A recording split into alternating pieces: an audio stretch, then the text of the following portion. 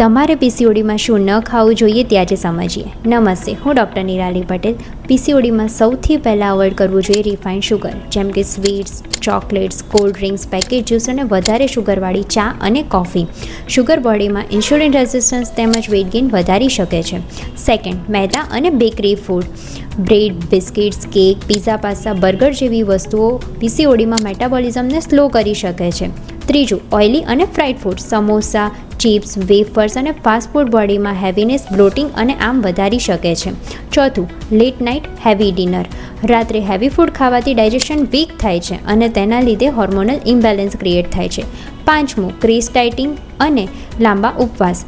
ઘણી girls weight loss માટે જમવાનું એકદમ ઓછું કરી દે છે, પણ એના લીધે વીકનેસ, ક્રેવિંગ્સ, મૂડ સ્વિંગ્સ અને હેરફોલ વધી જાય છે. વધારે માત્રામાં ચા, કોફી પણ અવોઇડ કરવી, ખાસ કરીને ખાલી પેટે.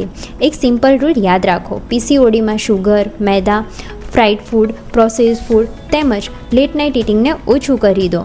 પરંતુ દરેકનું બોડી અલગ છે, માટે દરેક માટે ડાયટ અને રૂટીન પણ અલગ હોવું જોઈએ. જો તમને પણ પીરિયડ્સ ઇરેગ્યુલર આવે છે, તમને એકને, હેરફોલ અને વેટ કંટ્રોલ નથી થતું, તો અમારો આજે જ સંપર્ક કરો. ઓમ આયુર્વેદા, મહેસાણા. Thank you.